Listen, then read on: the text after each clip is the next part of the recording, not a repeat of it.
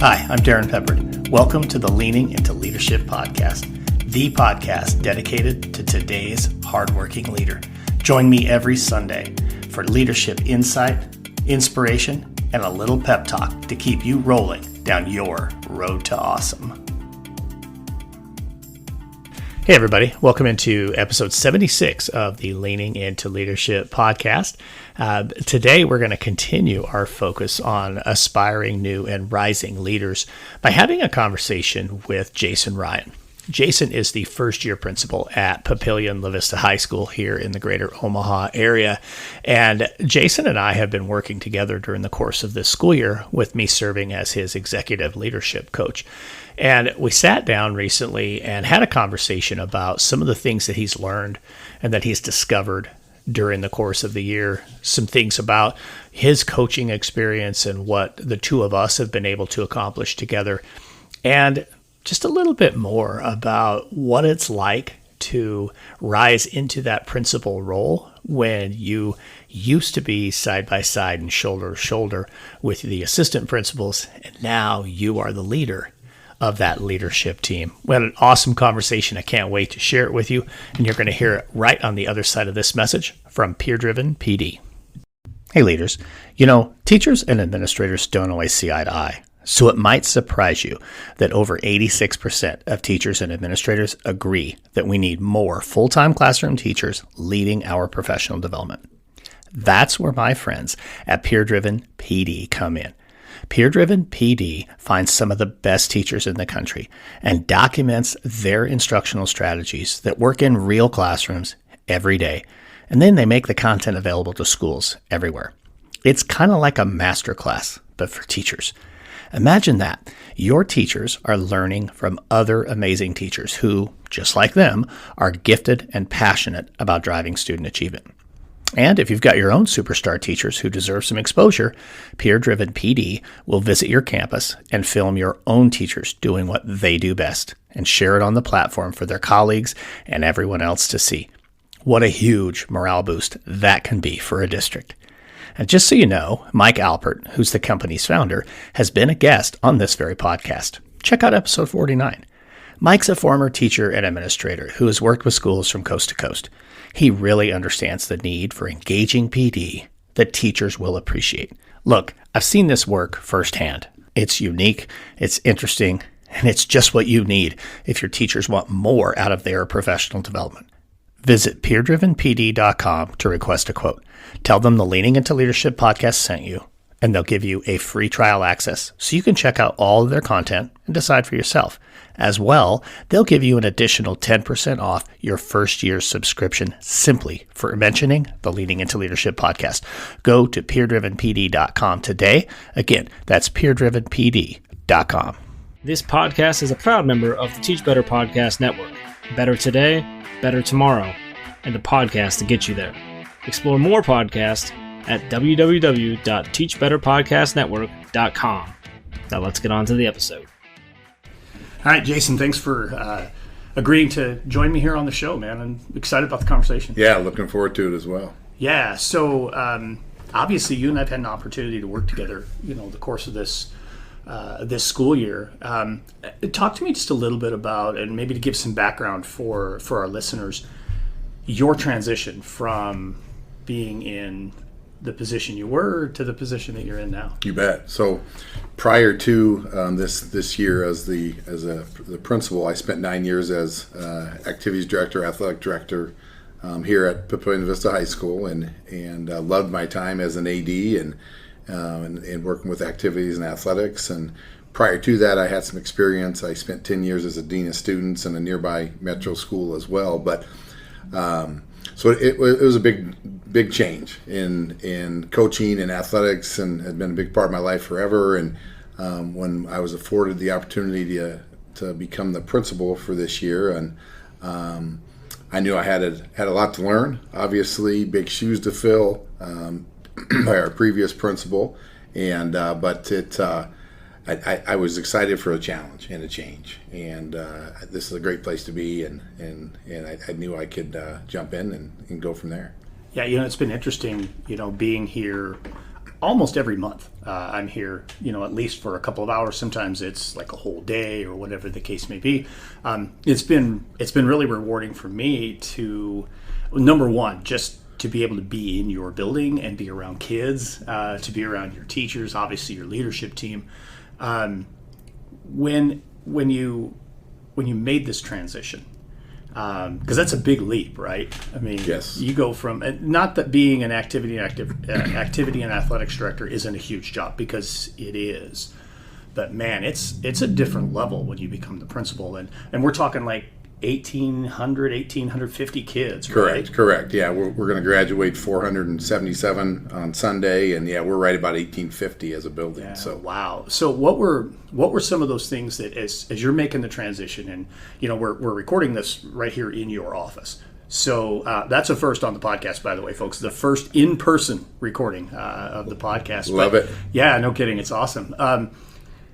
But I remember my very first day going and sitting in the principal's office after, transitioning from the AP office, and just looking at the walls like, wow, what do I do now? So what were some of those, when you asked yourself, what do I do now? What were some of those things that were kind of crossing your mind?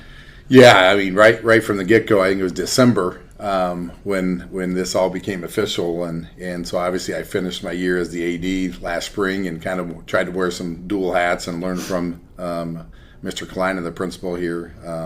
But it was like, okay, just thinking big picture-wise, how many teachers we have, how many custodians, and I obviously evaluated and supervised different staff in the AD role, but I'm thinking, okay, everybody's under my umbrella now, and I hadn't done any discipline for 11 years, and and had zero discipline. I spent 9 years as the AD, 2 years prior to that teaching and coaching, and so I hadn't done discipline in 11 years.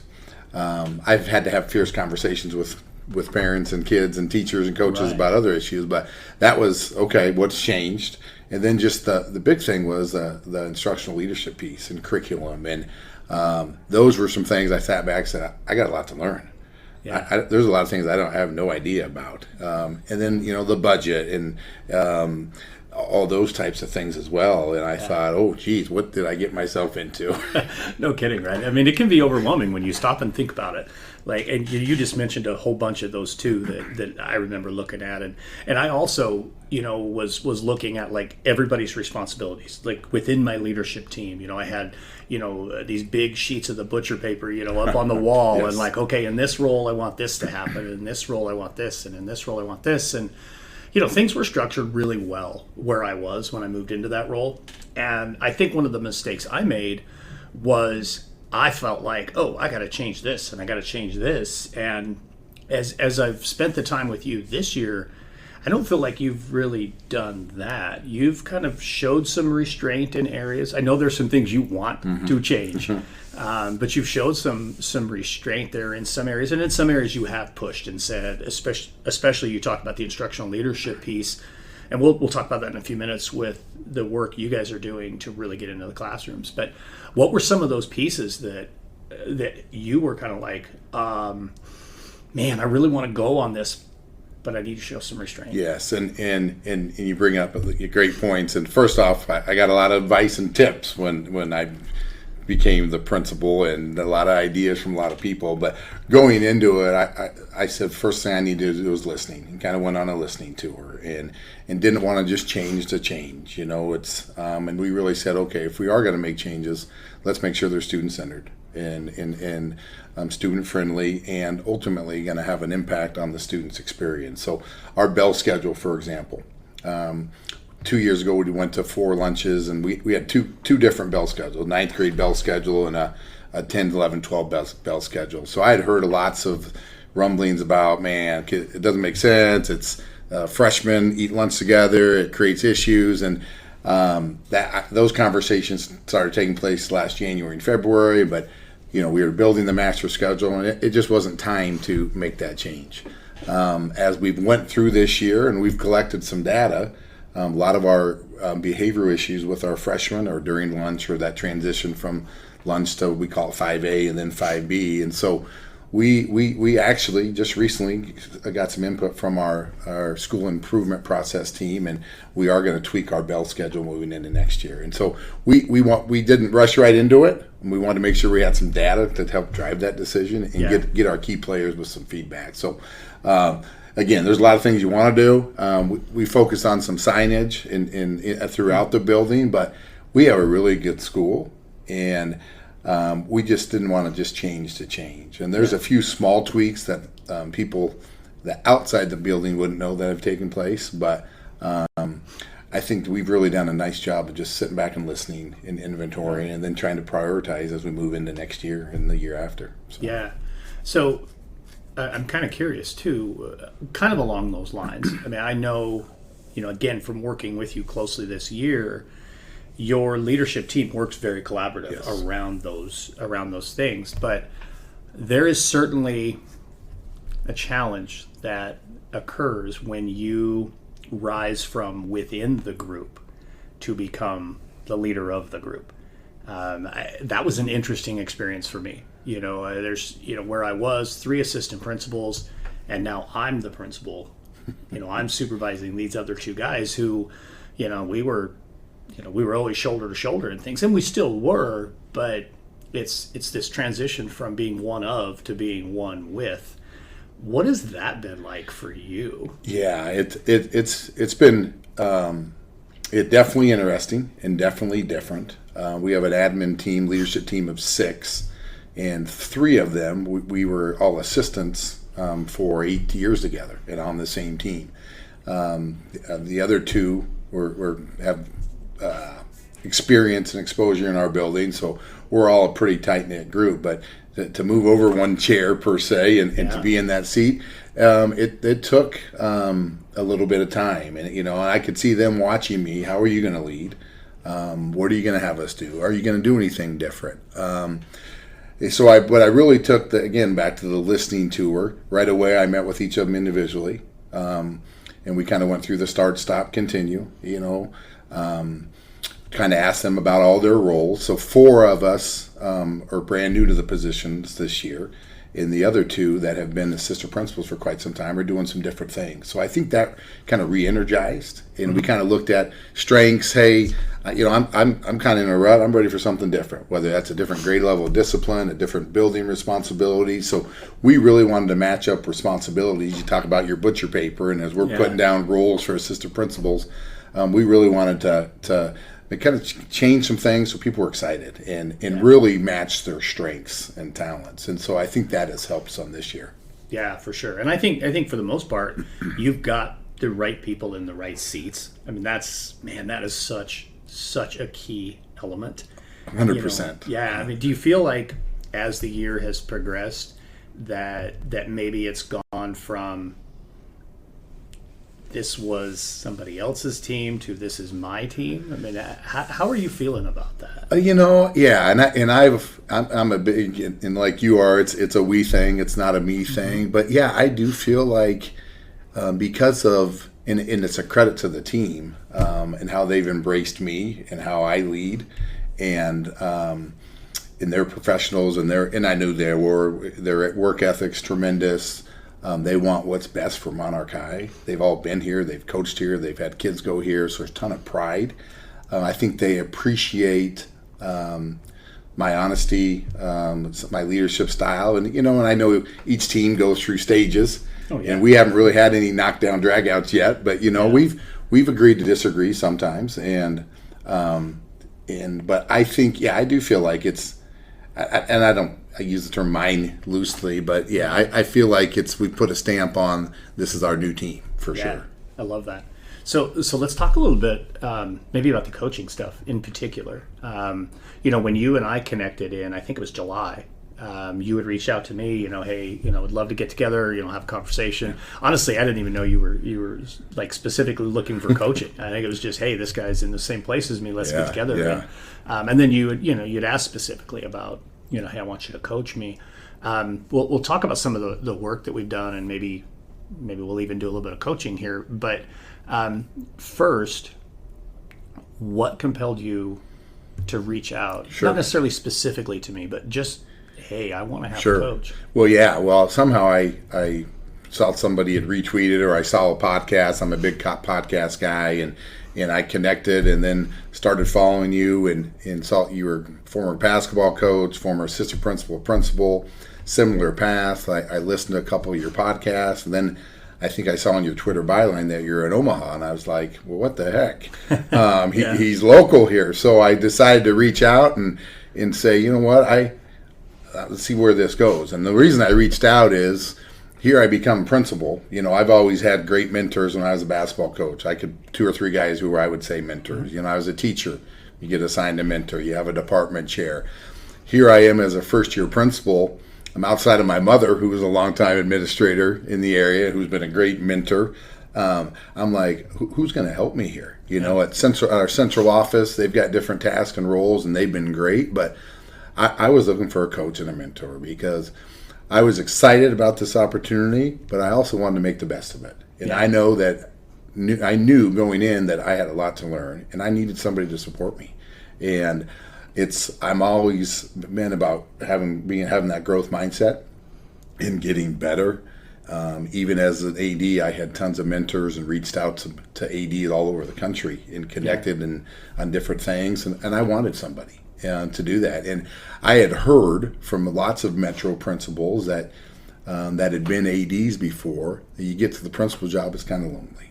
And I thought, I need somebody, whether it's just to come out in the building, evaluate, to give some tips, somebody that's been through it, and that's why I reached out. And after our conversation, I said, you know what, I got to go to my central office team and say, can we make this happen? So. Yeah.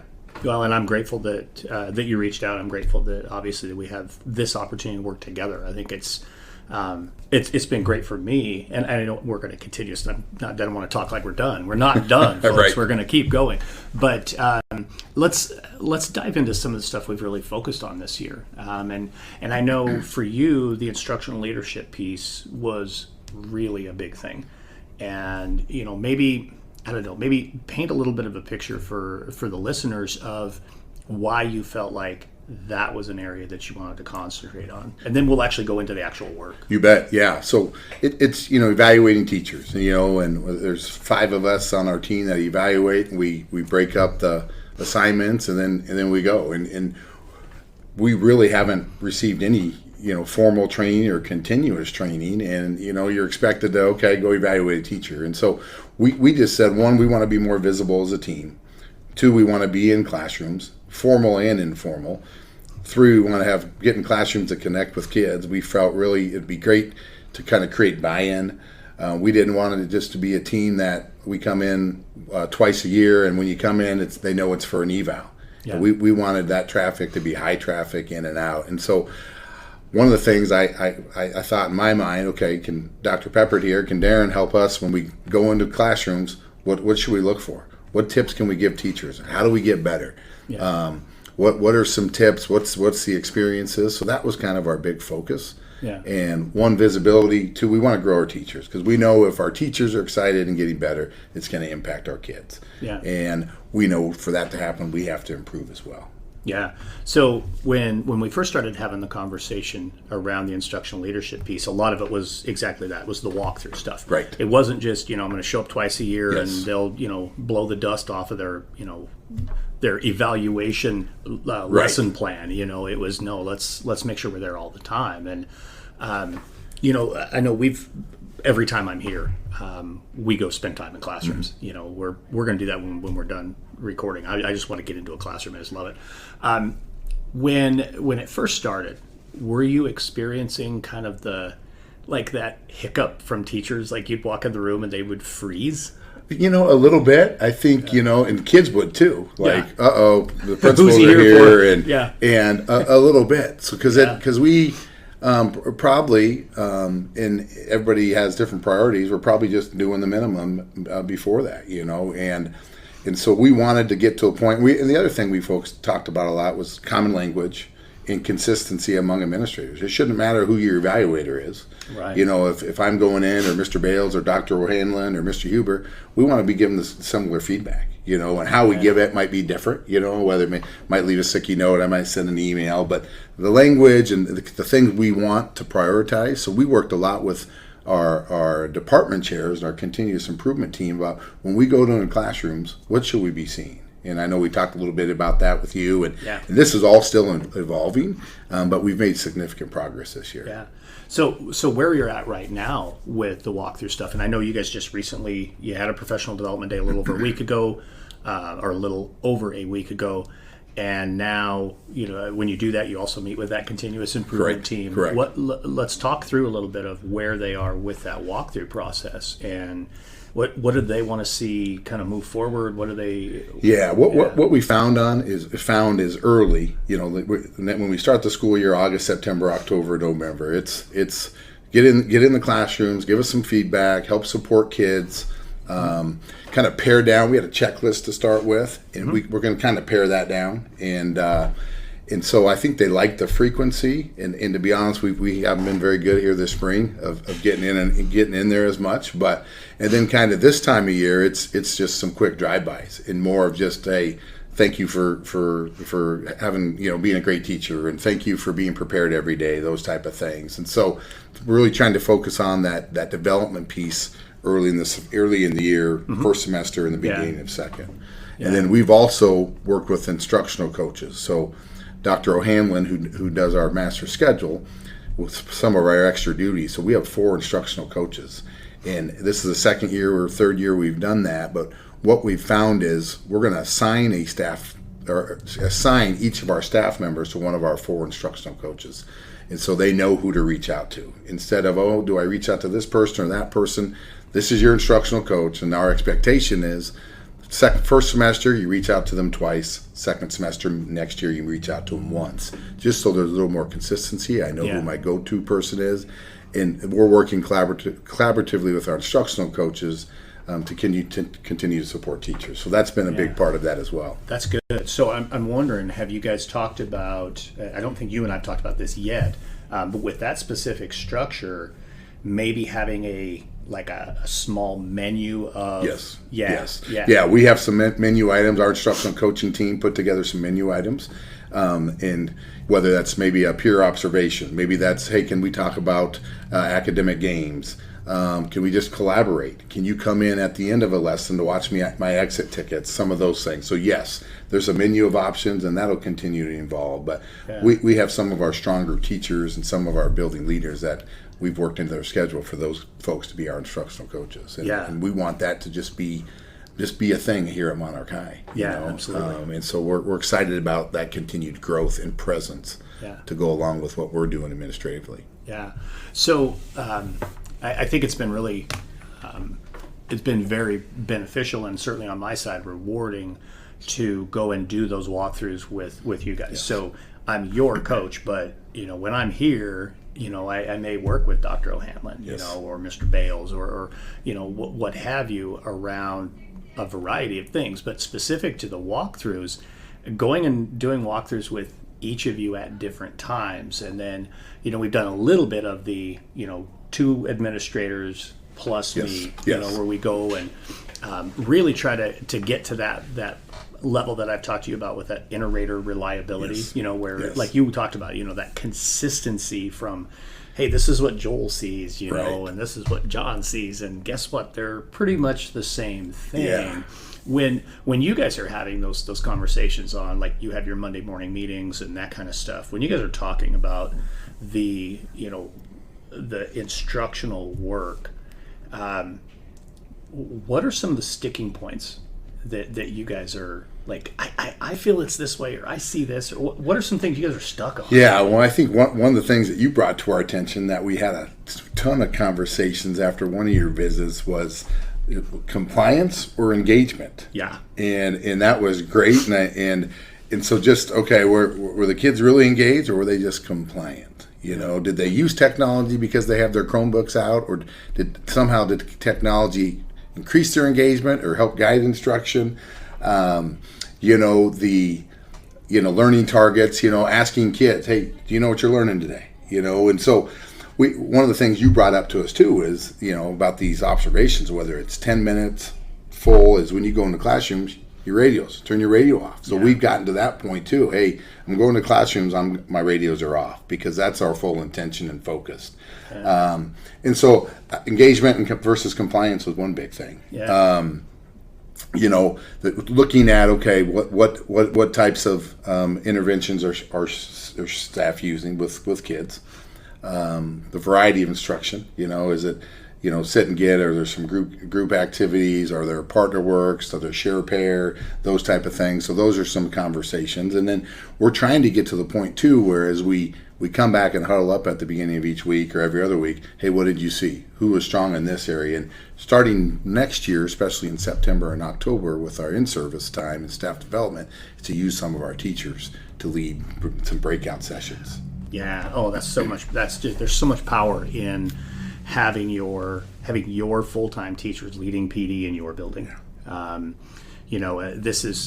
This is not because they're our sponsor, peer-driven PD. I mean, that's like what they're all about. That's what Mike really pushes, is that it needs to be our teachers that are driving the instruction, and the instruction of other teachers, not just in the classroom. So I'm really excited about that with you guys. I know we have talked about even, kind of that ed camp style, professional development time, and, allowing your instructional coaches to take that and structure that.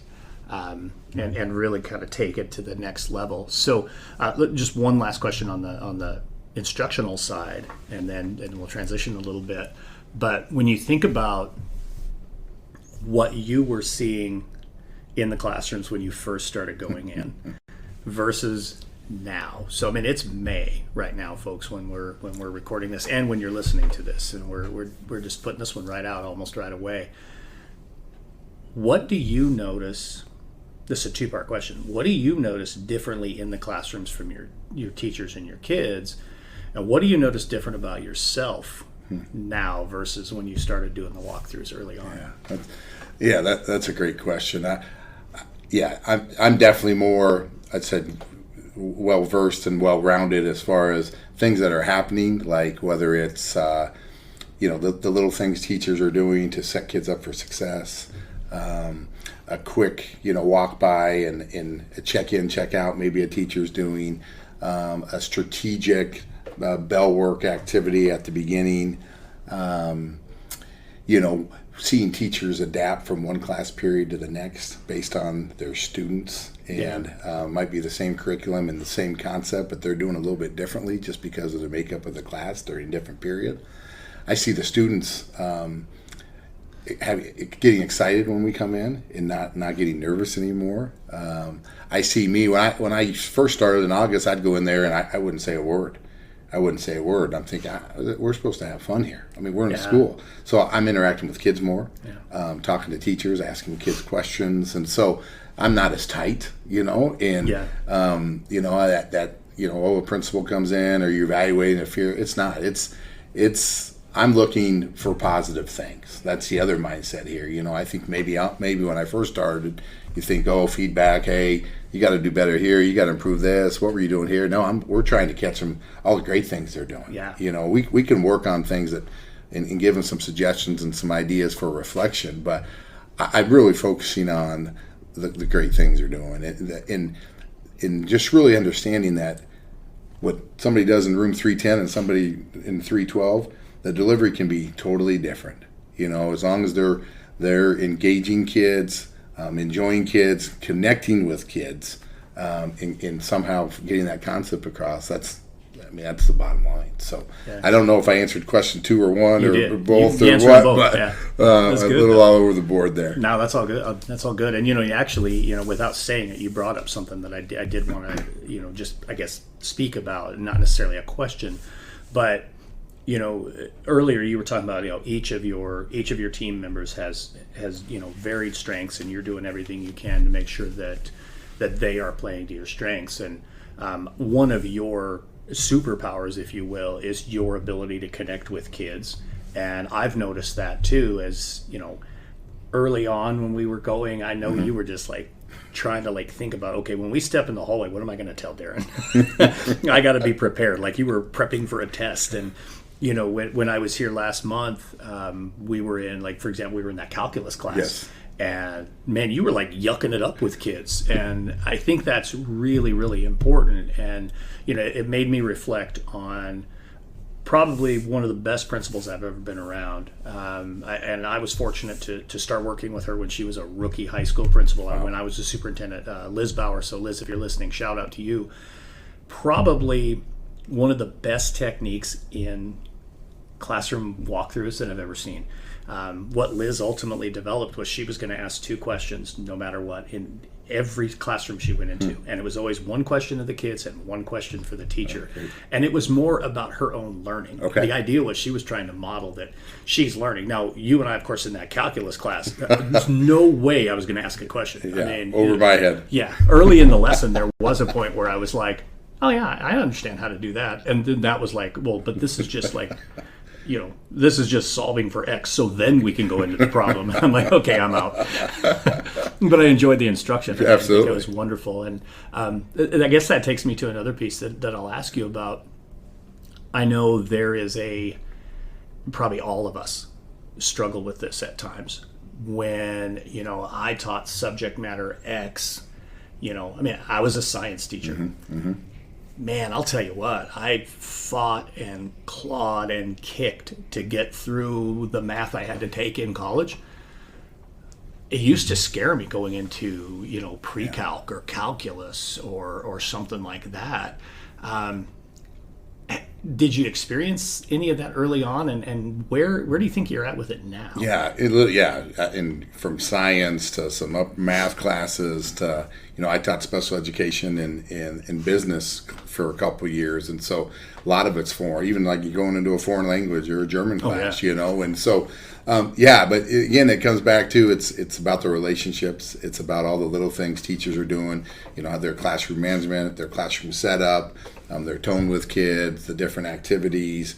It's, you know, and we talk, you know, as an admin team about, you know, oh man, I just came from this class. You need to get in there next hour. And we've gotten to the point where teachers are emailing us too and saying, hey, I'm doing this activity today.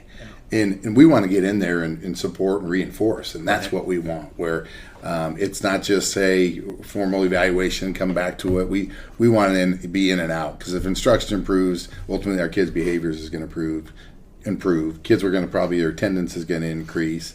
And so, I'm just excited. And Mr. Bales did a wonderful job setting up us kind of a formal walkthrough schedule. Hey, these are the classrooms we're going to get into.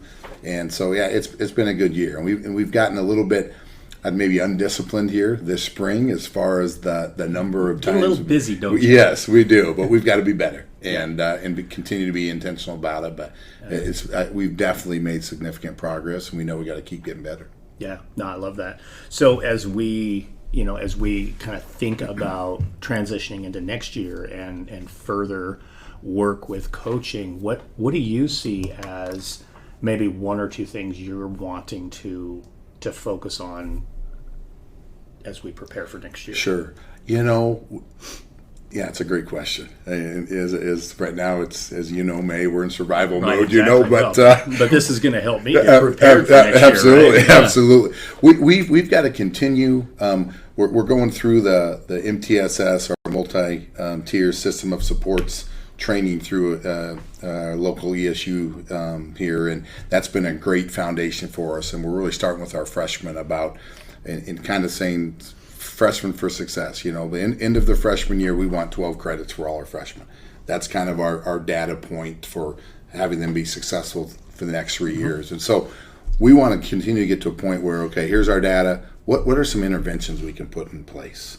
In whether it's a freshman success study hall or a math support group here with some of our kids, and looking at our kids that are in study hall and looking at our kids' attendance too, tracking attendance, and just putting together, compiling and looking at some data to help us make some decisions. And ultimately, we know right now our biggest challenges are attendance. Our graduation rate's pretty good, but getting our freshmen, setting them up for success. So that's kind of one of our focus. And what are some interventions that we can do with kids? Yeah. We're talking about doing some home visits this summer with some of our freshmen that maybe didn't meet that benchmark of 12 credits after this year, and then trying to kind of figure out, okay, how can we help? And just kind of bringing them along and figuring out, okay, what are we missing here? Yeah. And then figuring out a way to celebrate our students' successes a little bit more. You know, I know you've talked about some academic pep rallies and some different things, but we want to do a better job of, and not just our high flyers, but how do we celebrate our kids and continue to encourage? So those are some, quick things that we think about. And then continuing to grow in the classroom and supporting our teachers and in finding ways to, take loads off our, support our teachers, lighten their loads a little bit. I don't know if that's possible, but that's kind of where we are. Yeah, at least balance the plate Yes, for them, right? yes, I know you'd love to take more off of their plates, but at least help them balance that plate. So, final question. Today I asked this of everybody on the podcast, and he gets a big smile as I say this. So hopefully that means you're ready for this answer, and not that you're like, oh boy, here it comes. So you've talked about a lot of things, Jason, but how, other than everything you've just talked about, how right now are you leaning into leadership? Yeah, well, one is having a coach. I mean, that's been instrumental. Two, the podcasts. And ironically, we're doing a podcast, but I'm an avid podcast listener, and I know there's those a lot of those chats, via Twitter too. That a lot of times I don't participate, but I'll go back through and read them. I listen to Jimmy Casas and Joe. Their Saturday morning deal, and just to do that, I'm considering reaching out to a high school in a bordering state, taking our team on a little admin retreat and visiting other schools. Hey, what are you doing? What are the three best things that you do in this area? And just that dialogue, The principal at Papillion-La Vista South and their admin team, we collaborate a lot too. They've been great, and so it's not it's and I get, this is back to my coaching days and the networking, the camaraderie, and that's what we want to build with, whether it's metro schools here and neighboring schools, and then reading. I know you left me a plethora of books a few weeks ago, but trying to pick out some books to read, and we're going to do a book study as our admin team this coming summer. This year we read Road to Awesome, our team, and we got copies of that for our team. So we're going to participate in a book study, and that was kind of fun this summer. Just as we're a new team together, and we read 2 or 3 chapters, and every week just kind of talk about what you get from it, what questions, and that helps us, I think, as we transition into new roles this year, and just some of that dialogue, and it led us to, we do this here. Can we think about maybe doing something different here? Just some ideas. So reading, talking to my mom, who's a big mentor of mine, having a coach, talking to you, and then podcasts has been a good thing. And just doing a lot of listening. We have so many powerful teachers in our building that could be administrators. We have great teachers that could be principals right now if they wanted to. And so just asking them, hey, what do you see? What do you think?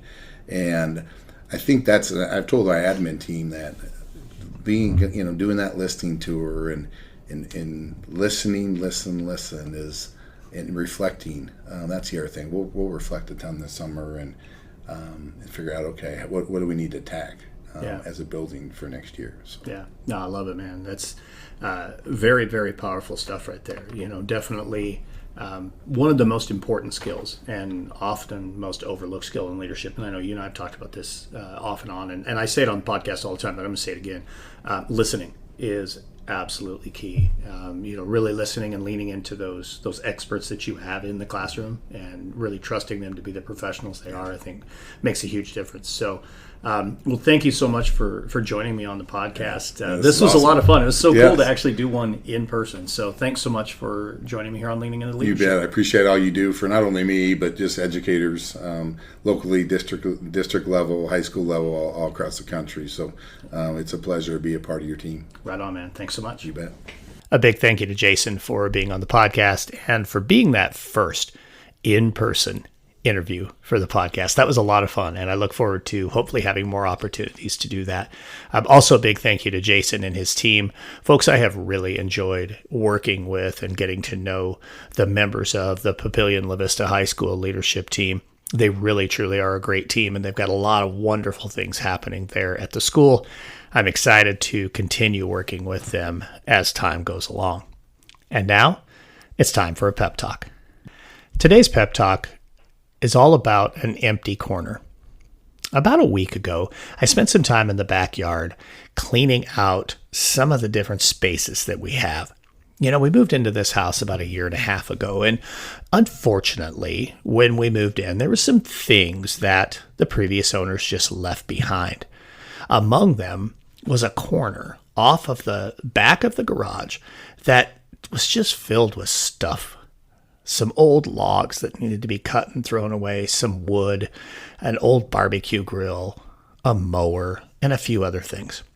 And you know, when we first moved in, there were so many other priorities about getting settled and getting things taken care of that I just kind of ignored that corner. And you know how it is. Eventually, when you ignore it long enough, you don't see it and you stop even thinking about it. Well, I finally decided, you know what? I need to clean out that corner, and spent a good portion of an afternoon doing just that. Getting out the chainsaw, cutting up the logs, all that kind of stuff.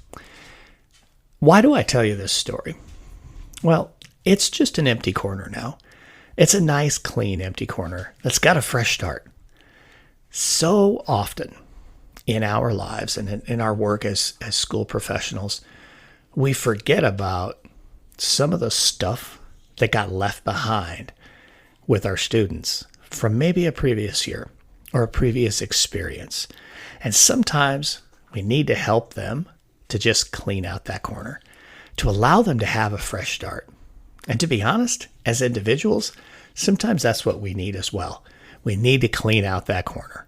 We need to allow ourselves to let go of things that have happened in the past, embrace who we are, and actually put that corner to good use.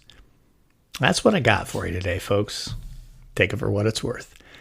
Thank you so much for joining me here on the podcast. Have a road awesome week.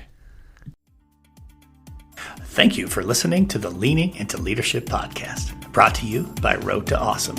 Don't forget, click subscribe, give a review, and share this with somebody who might also enjoy leaning into leadership.